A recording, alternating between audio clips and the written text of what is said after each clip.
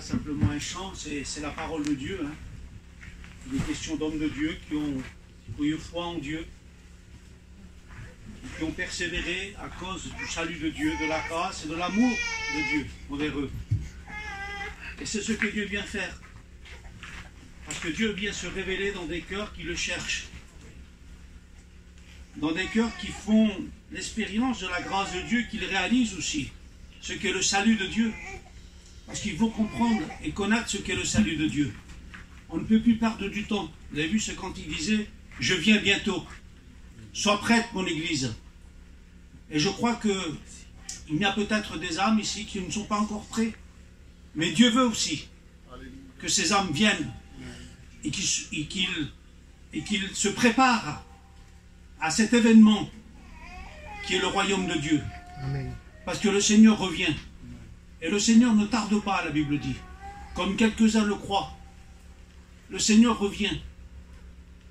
Et il vient chercher un peuple sanctifié par lui, lavé par le sang de Jésus. Un peuple qui se repent, qui se convertit, qui reconnaît ses péchés, qui réalise le besoin de la grâce de Dieu, de l'amour de Dieu dans sa vie. Oui, petit troupeau, disait. Parce que, croyez-moi, ce ne sera pas un grand troupeau. La Bible dit qu'il a beaucoup d'appelés, mais peu d'élus. Combien de réunions nous faisons? Et Dieu persiste, et Dieu insiste, parce que ne croyez pas que c'est une volonté d'homme de ce que nous faisons ces réunions. C'est dans la volonté de Dieu. Parce que la Bible dit que Dieu ne veut qu'aucun périsse, mais que tous parviennent à la connaissance de la vérité. Et c'est pour cela que les réunions ont lieu. C'est pour cela que nous prêchons l'évangile, que nous annonçons la bonne nouvelle de Jésus, du royaume de Dieu. C'était le Seigneur lui-même et ses apôtres, et même Jean le Baptiste qui disait « Repentez-vous, le royaume de Dieu est proche ». Et nous croyons que le royaume de Dieu est proche. Pour cela que nous ne devons plus perdre du temps, et ne perdre plus de temps, parce que le Seigneur revient bientôt.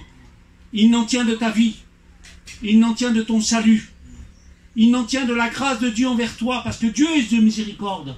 Mais jusqu'à quand? Jusqu'à quand? Vous savez que ça peut être peut-être la dernière réunion pour toi? Et nous prêchons comme si ça serait la dernière réunion, parce qu'on ne sait pas ce qui peut arriver. Nous sommes conscients que la Bible dit qu'il appartient à l'homme de mourir qu'une seule fois. Après que cela vient le jugement. Et c'est quelque chose de terrible de partir de cette terre, de quitter la terre, sans faire la rencontre avec Jésus. Ne méprise pas la grâce de Dieu. Ne rejette pas le nom de Jésus. C'est salutaire pour ta vie. Ça en va de ta vie, ça en va de ton âme, ça en va de ton salut. Tellement important. Je réalisais, j'étais assis sur ma chaise et je disais, Seigneur, donne-moi les mots, donne-moi les paroles, pour que je puisse interpeller les cœurs. Que ça ne soit pas une réunion de plus, mais à partir de ce moment-là, qu'il se passe quelque chose. Il y a une intervention de la grâce de Dieu dans les cœurs, dans les âmes qui sont dans ce lieu, en écoutant la parole de Dieu. Prends conscience de la grâce de Dieu, prends conscience de l'œuvre de Dieu. Le temps est proche. Le temps est proche. Et nous sommes d'une des dernières générations. Et nous savons que tout ce que nous sommes en train de voir, tout ce qui est en train de se passer, ce sont l'œuvre de l'événement du Seigneur. C'est ce que la Bible a prédit. La parole de Dieu a prédit que nous allons vivre ces temps-là. Des temps d'angoisse, des temps de dépression, des temps où que les hommes ne sauront que faire au bruit des eaux.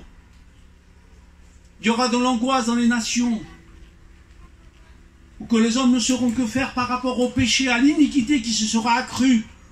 Parce que la Bible dit que le mystère de l'iniquité est là. Et l'iniquité, c'est la rébellion à Dieu. C'est ne pas vouloir Dieu. C'est transgresser les voies de Dieu. Vivre dans un monde profane, religieux, contraire à Dieu. Ne réalisons pas la grâce et l'amour de Dieu. Nous ne voulons pas que ce soit une réunion de religion. Mais nous voulons que ce soit une réunion que Dieu, Christ lui-même, soit au milieu de nous. Pour que sa parole soit proclamée telle qu'elle est. Pour que vous preniez conscience de la réalité du sérieux que c'est l'évangile. C'est sérieux l'évangile. Parce que c'est salutaire. Il en tient des vies. Il en tient des âmes. Il en tient des saluts des âmes. Que Dieu nous fasse grâce dans cette soirée. que nous puissions réaliser la grâce de Dieu et l'amour de Dieu, à quoi Dieu nous appelle. Que Dieu soit béni. Gloire au Seigneur. Je vais prier Dieu, puis on va lire quelques textes dans la parole de Dieu. Et vous allez voir combien c'est sérieux l'Évangile. Que Dieu puisse attirer votre attention, ouvrir vos consciences par le moyen de son esprit. Seigneur, étends ta grâce. Que suis-je derrière ce micro, Seigneur, pour proclamer ta parole? Seigneur, je ne suis qu'un vase qui a besoin de toute ta grâce et qui... Je suis un homme pécheur, Seigneur, qui a besoin moi-même de ta grâce. Je ne suis pas plus que les âmes qui sont dans ce lieu. Tu sais combien moi-même j'ai besoin de toi. Mais je réalise, Seigneur, ton salut, je réalise ta grâce, je réalise ta miséricorde. Seigneur, tu m'as donné à réaliser l'œuvre de la croix, l'œuvre de ton amour envers moi. Et non pas simplement envers moi, mais envers tous ceux qui ont cru, qui ont accepté ta grâce, ton salut, le pardon de leurs péchés, qui ont réalisé l'œuvre de la croix, ce sacrifice d'expiation, de rédemption, parce que tu as payé le prix, Seigneur, au prix de ta vie. Alors nous te prions d'étendre ta grâce sur ceux qui sont dans ce lieu, qui ne te connaissent pas encore. Seigneur, saisis les cœurs, saisis les consciences, ouvre les consciences par le moyen de ta parole, que ton esprit transperce les cœurs. Je te prie d'étendre ta grâce. Glorifie-toi. Saisis-toi de cette bouche, Seigneur, pour parler au peuple, pour parler aux âmes qui sont là. Au nom de Jésus, que Dieu soit glorifié.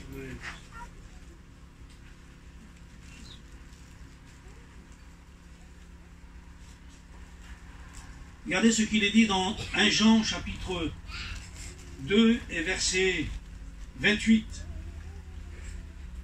Et maintenant, petit enfant, demeurez en lui. Écoutez bien. Et maintenant, petit enfant, demeurez en lui. C'est-à-dire, non pas une religion, mais en lui, en Christ, dans le Seigneur Jésus-Christ. Demeurez en lui. Enfin que lorsqu'il paraîtra, écoutez bien, enfin que lorsqu'il paraîtra, nous ayons de l'assurance et qu'à son avènement, nous ne soyons pas confus et éloignés de lui.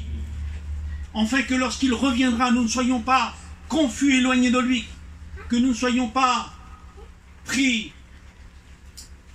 à l'improviste. Lorsqu'il reviendra, je le redis, c'est important que vous puissiez réaliser cela. Écoutez, je le redis.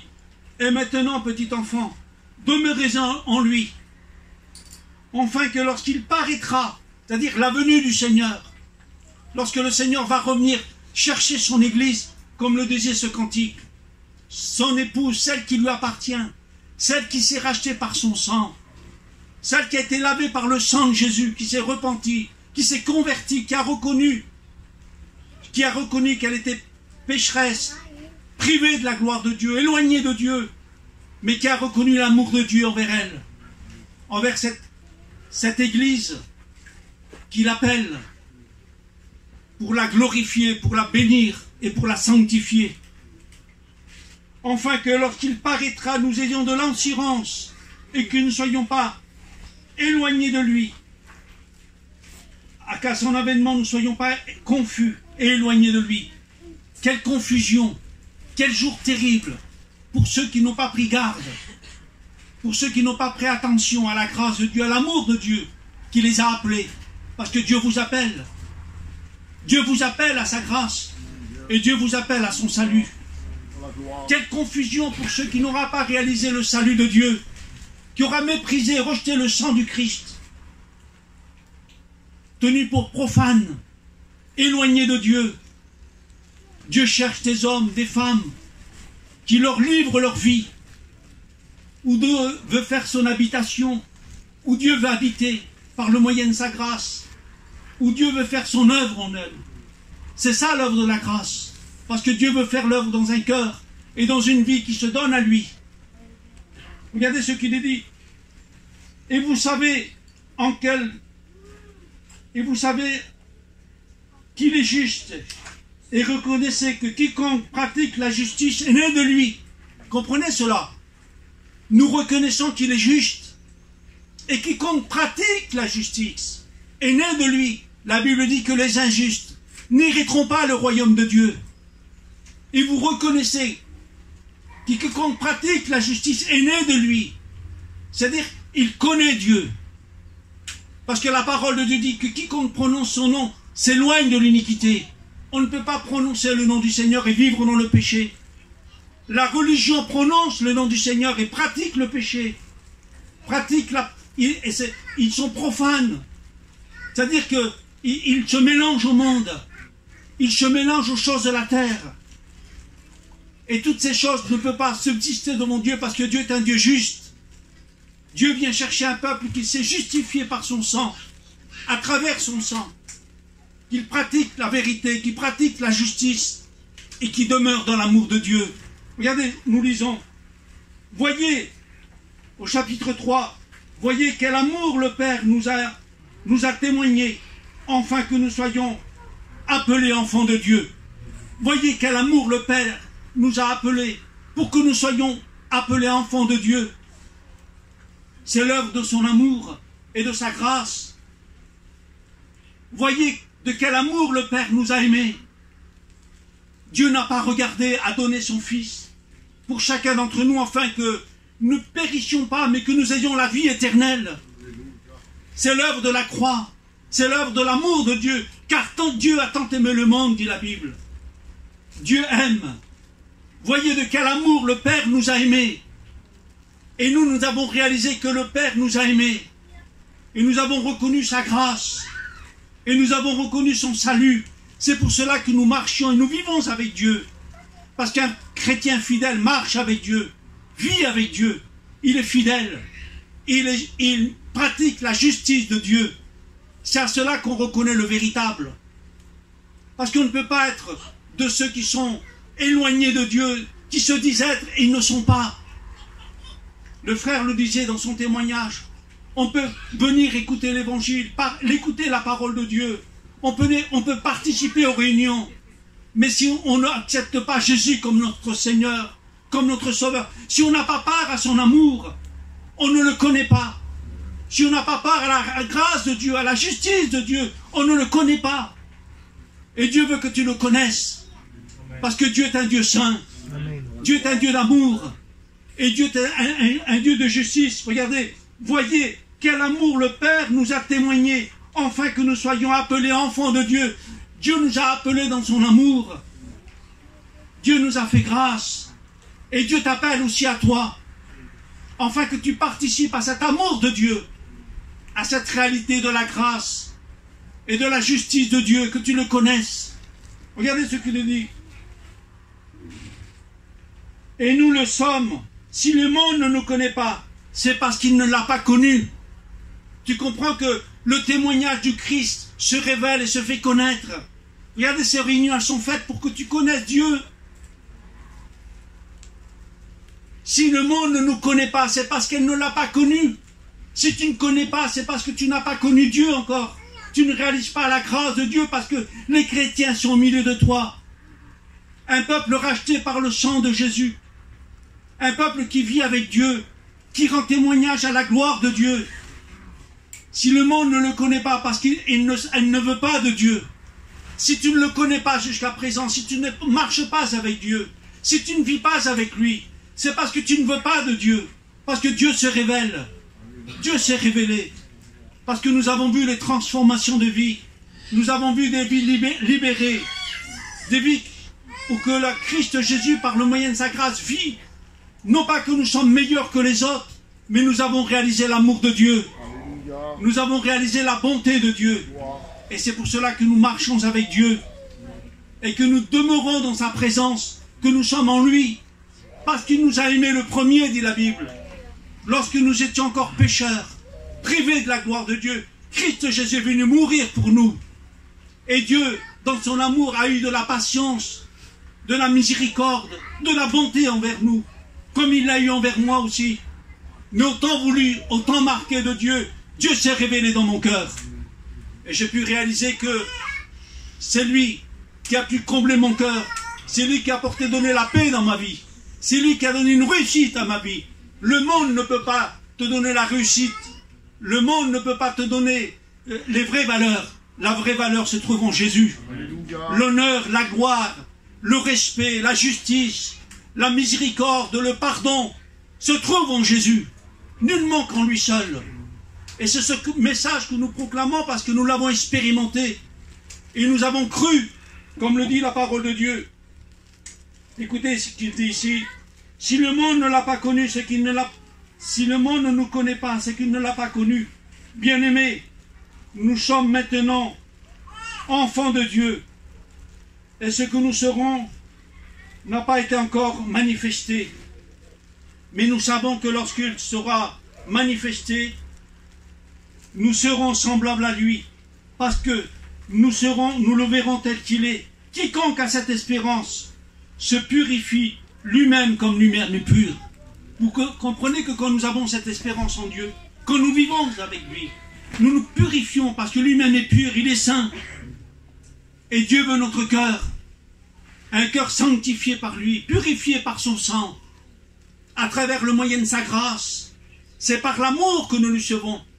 Nous le suivons parce qu'il nous a aimés le premier, parce qu'il nous a fait grâce, parce qu'il nous a rachetés de nos péchés, parce que nous étions livrés à nos péchés, esclaves du péché, livrés à la perdition, à la mort éternelle, à la perdition. Tu comprends? Il faut que tu le réalises. C'est une question de salut, Dieu. Dieu est venu pour nous sauver. Parce que nous étions perdus. Ça veut dire que s'il est venu pour nous sauver, c'est parce que nous étions perdus. La Bible dit, il est venu chercher et sauver ceux qui étaient perdus. Et c'est ça l'œuvre de la croix. Pour cela que Christ Jésus est venu mourir sur la croix du calvaire. Pour le péché de l'humanité. Enfin, de donner le pardon aux péchés. La Bible dit qu'il a porté nos péchés sur lui. Nos iniquités. Le châtiment qui nous donne la paix est tombé sur lui. Afin que nous soyons délivrés et secourus par le moyen de sa grâce. Dieu est venu chercher, oui, et sauver ceux qui étaient perdus. Et nous étions perdus dans nos péchés, dans notre misère, dans notre rébellion à Dieu, loin de Dieu, séparés de Dieu. Et c'est quelque chose de terrible d'être séparé de Dieu, de l'amour de Dieu. Que Dieu fasse que dans cette soirée, tu réalises l'amour de Dieu. La grâce à laquelle Dieu t'appelle, avant qu'il soit trop tard. Parce que comme nous l'avons rappelé, là, le Seigneur revient bientôt. Il vient chercher une église qui lui appartienne, une épouse qui s'est rachetée par son sang, qui lui est fidèle, qui demeure dans sa communion et qui l'attend. Que Dieu soit béni. Écoutez bien ce que dit la parole de Dieu, parce qu'il est important de pouvoir réaliser ce que dit la Bible. Ne t'y trompe pas, parce que demain tu ne pourras pas dire « je n'ai pas su, je ne savais pas ». Dieu ne veut pas que les hommes soient dans l'ignorance. La Bible dit que Dieu ne tient pas compte des temps d'ignorance. Mais il appelle maintenant tous les hommes à se repentir et à se convertir à Dieu. Et c'est l'heure maintenant. C'est le temps de ne pas résister à Dieu. Il est dit dans la parole de Dieu, si aujourd'hui tu entends sa voix, n'endurcis pas ton cœur, comme ceux qui se sont révoltés contre Dieu, qui n'ont pas voulu de Dieu, qui ont péri dans le désert. Pourtant Dieu les a appelés, Dieu les a sortis d'Égypte, Dieu les a sortis du monde. Mais ils n'ont pas obéi, ils n'ont pas été agréables à Dieu, parce qu'ils ne se sont pas soumis à Dieu. Ils n'ont pas réalisé la grâce et l'amour de Dieu à laquelle Dieu les avait appelés.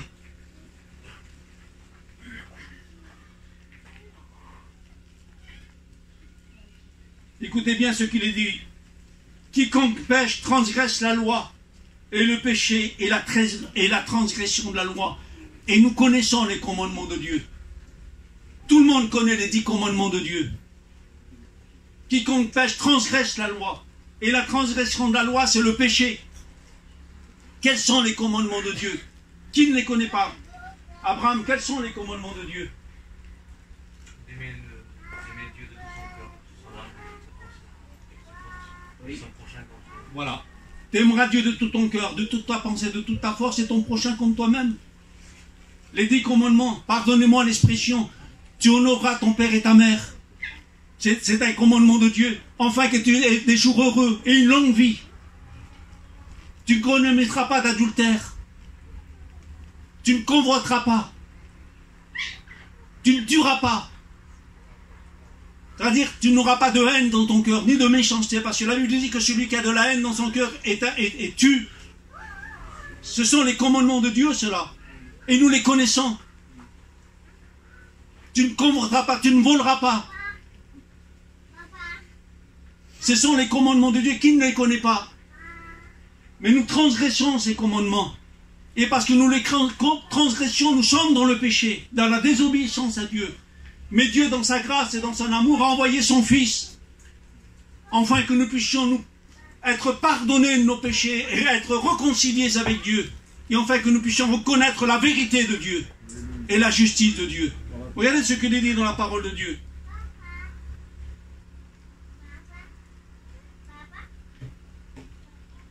Quiconque pêche transgresse la loi, et le péché la transgression de la loi. Or, vous le savez, et vous le savez tous, vous n'êtes pas ignorants de ces choses-là. Regardez ce que dit Jésus à Paris pour ôter les péchés. Il n'y a point en lui de péché. Vous savez qu'il n'y a pas de péché en lui. Est-ce que vous êtes d'accord avec moi? Si j'ai de la méchanceté dans mon cœur, est-ce que je fais la volonté de Dieu? Si j'ai de la haine dans mon cœur, est-ce que je fais la volonté de Dieu? Si je n'honore pas mon père et ma mère, est-ce que je fais la volonté de Dieu? Pardonnez-moi l'expression avec tout le respect que je vous dois. Si je vis dans l'adultère, est-ce que je suis dans la volonté de Dieu? Si je mens, si je pratique le mensonge, est-ce que je fais la volonté de Dieu? Dites-moi. C'est là qu'on doit reconnaître le véritable du faux, ce qui est et ce qui n'est pas. On ne peut plus se tromper maintenant, on ne peut plus se berner par rapport à être dans l'ignorance des choses de Dieu. Il faut que nous sachions où nous sommes, où tu en es vis-à-vis de Dieu. Ne passe pas pour ce que tu n'es pas. Sois vrai devant Dieu. Tu es ce que tu es. Je suis ce que je suis, mais ce que Dieu veut, c'est que la vérité soit dans mon cœur, et que je me reconnaisse pécheur devant lui, et que je me repente de mon péché, pour pas que je sois condamné, jugé. Petits enfants, que personne ne vous séduise. Celui qui pratique la justice, quiconque demeure en lui, ne pêche pas. Et quiconque pêche ne l'a pas vu, ne l'a pas connu. Tu comprends? Quiconque pêche ne l'a pas vu, ne l'a pas connu, ne peut pas connaître Dieu. Parce que Dieu ne demeure pas dans la pratique du péché. Regardez, petits enfants, que personne ne vous séduise. Celui qui pratique la justice est juste, comme lui-même est juste. Celui qui pratique la justice est juste comme lui-même est juste, parce que Dieu est juste, parce que Dieu est saint, parce que Dieu est amour, parce que Dieu est miséricorde. Et nous devons demeurer dans sa justice, parce qu'il est juste, il est saint. Celui qui pêche, écoutez bien, que Dieu, pardonnez-moi, mais c'est écrit dans la Bible. Alors ne vous y trompez pas par rapport à la réalité de l'évangile. Ce n'est pas de la religion que nous proclamons. C'est la vérité de la parole de Dieu pour que nous puissions connaître le véritable. Et ne pas être trouvé éloigné de lui, comme je l'ai dit tout à l'heure. C'est écrit dans la Bible. Trouvé confus pour l'heure de sa venue et n'étant pas prêt à la venue du Seigneur. Celui qui pêche est du diable, car le diable pêche dès le commencement. Le Fils de Dieu est paru, afin de détruire les œuvres du diable. Est-ce que tu réalises cela? C'est terrible. Mais Jésus est venu pour détruire les œuvres du diable, pour délivrer les hommes, pour mettre à la lumière par le moyen de sa parole les œuvres infructueuses des ténèbres, pour que les hommes se repentent et se convertissent à Dieu, pour qu'ils changent de maître. Parce qu'il y a deux maîtres dans le monde, soit Dieu ou soit le diable. Il n'y a pas de milieu. Ou nous servons Dieu ou nous servons le diable, c'est écrit. On va continuer la lecture, vous allez voir. C'est important que tu réalises cela. Celui qui pêche est du diable, car le diable pêche dès le commencement. Le Fils de Dieu est paru afin de détruire les œuvres du diable, parce que Jésus a vaincu sur la croix du Calvaire. La Bible dit qu'il a livré les dominations en spectacle, il a triomphé d'elles. Il l'a vaincu. Il a condamné ce qui nous condamnait à nous. Les actes de condamnation qui nous condamnaient, Dieu les a condamnés sur la croix, en Jésus-Christ, afin que nous soyons libérés, affranchis, et afin que nous puissions le servir. C'est ce que l'œuvre de la grâce a fait pour nous. Et Dieu veut le faire pour toi aussi.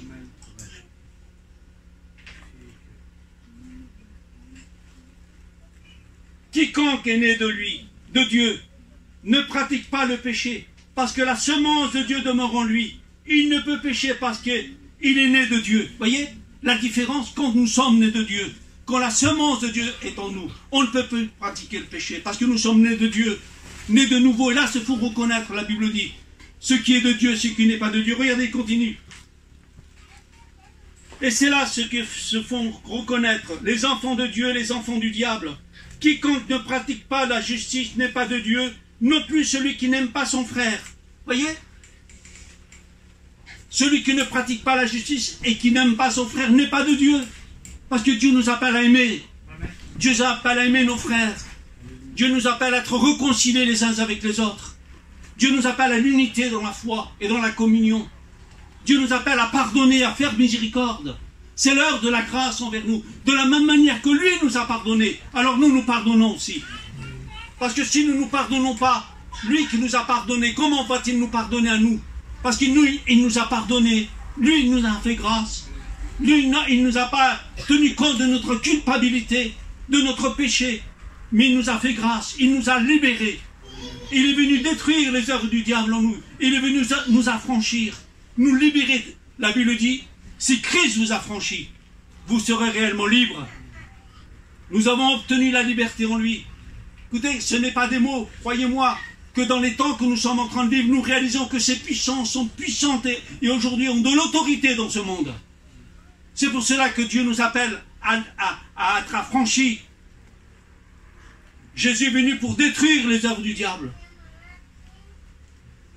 La Bible dit que quand il serait levé entre ciel et terre, il a attiré tous les hommes à lui, par le moyen de la croix. Parce que c'est la croix qui a franchi les hommes. C'est la croix qui libère les âmes. C'est par le moyen de la croix que Dieu délivre. Il n'y a pas d'autre délivrance que par le moyen de la croix. C'est par le moyen de la grâce de Dieu. Le salut est là. La Bible dit que la prédication de la croix est une folie pour ceux qui périssent, mais une puissance de Dieu pour nous qui sommes sauvés. Amen. Parce que nous avons obtenu la libération de nos péchés et nous avons été réconciliés avec Dieu. C'est l'œuvre de la grâce et de l'amour de Dieu.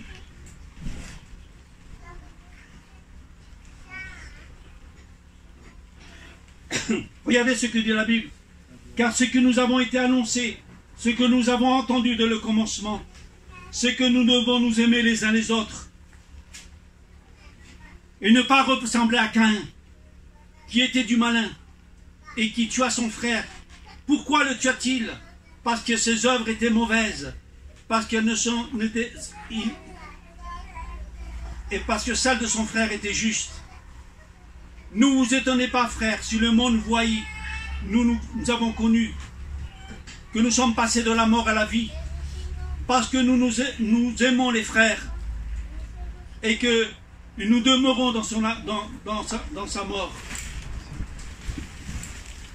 Quiconque haït son frère ne demeure pas. Quiconque haït son frère est un meurtrier, et vous savez qu'aucun meurtrier n'a la vie éternelle en lui-même. Nous avons connu l'amour en ce qu'il a envoyé, il a donné sa vie pour nous. Nous aussi, nous devons donner notre vie pour nos frères.